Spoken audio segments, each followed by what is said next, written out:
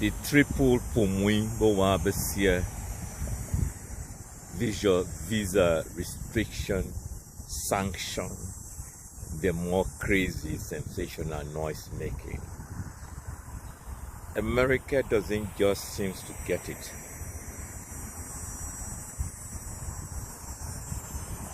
These disguised agents of evil called ambassadors. How can an American ambassador nullify or question a legitimate people's election in a country because this is de facto mining undercover promise did not come to pass because the parties he was dining and wining with were not successful. But ask yourself, was it not the sanctions that paralyzed Zimbabwe and not necessarily Mugabe? The American and European sanctions? Was it not the American and the European, Western European incomprehensiveness that destroyed Libya? And today, look at the state of Libya. Why is America not getting it? But more importantly, why are African elites, power-hungry elites, still confusing their nation with these foreign observers, foreign sanctions, foreign people should sit on their domestic affairs?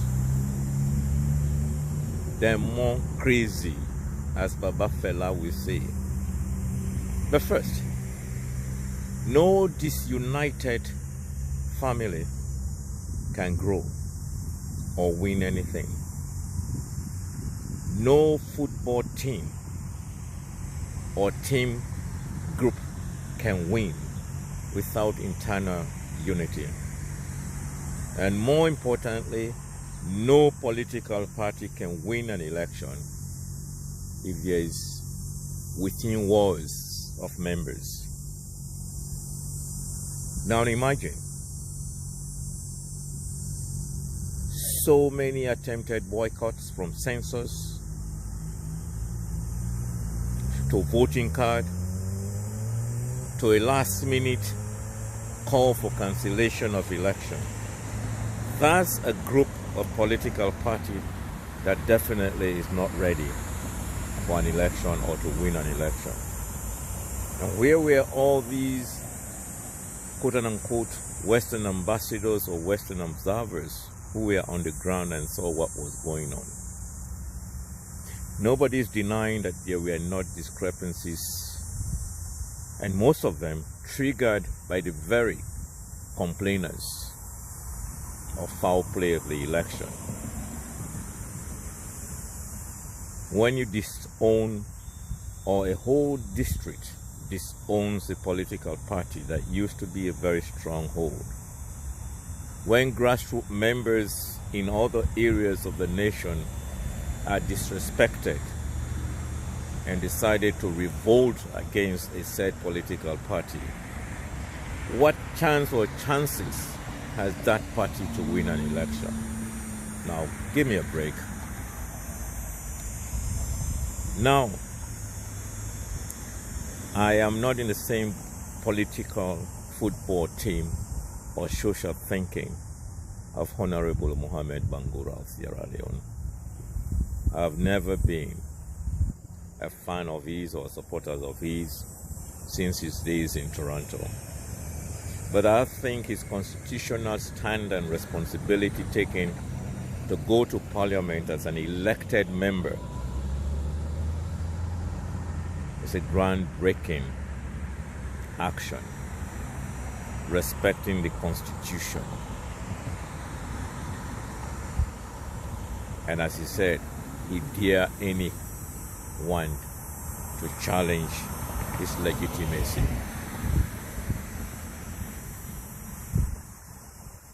Africans in the diasporas who are not on the ground to face the realities of people a leader and political party that brought together parties from different areas of the country, united and penetrated unpenetrable areas, is deemed to have rigged an election. The opposition party had no chance, I repeat, of winning an election with a fractured, ununited members. Are they not in court right now? Did the United Nations or the United States think about that? How funny that as the purported visa restrictions with no name to add more confusion to a nation striving for peace, the U.S. National Guard, as we speak, are on the soils and coast of the same country that they purportedly imposed visa restrictions on, trying to dialogue and work with this nation. How ironic. Blood diamonds, blood mineral resources are all behind this. But Sierra Leoneans and Africans must unite to defeat the elephants in the house. The Western colonial powers who can support lifetime presidents, authoritarian dictators, as long as it serves their purpose. And hey Africa, in as much as Russia and China are the go-to to suffocate these Western nations, now they cry about China taking over this, Russia taking over this. At least with China, we are seeing new and improved development around the African world. If only the Africans can wake up and smell the rat also and demand their best of interests.